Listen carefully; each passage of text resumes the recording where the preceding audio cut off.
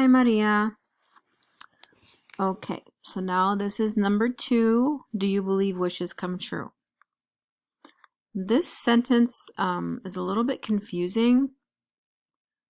So, borra esto porque necesita elegir esto o esto. Yes, I do believe wishes come true. Or no, I do not believe wishes come true. So, sí, creo en los deseos o no, no creo en los deseos. All right. So, elige uno y escribe aquí. Por esto y escribe aquí. All right, I believe this because,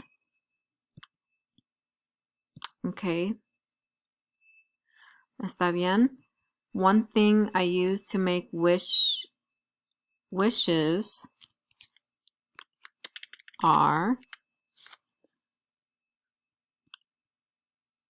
which one is it? Candles, my birthday candles.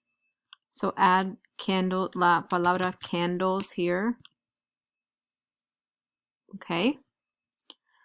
A wish of my future is, okay, you have the university and the house.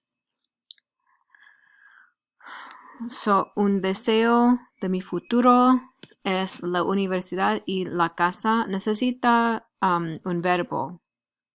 Ir, right, a universidad y tener un casa. So, necesita escribir en inglés. Ir, a wish of my future is ir a la universidad y tener un casa. No tiene los verbos en inglés para esta oración y necesita los verbos. Okay? So, borra esto y cambia. Necesita la palabra candles aquí. Y necesita los verbos. Ir a la universidad y tener en inglés. Gracias, María.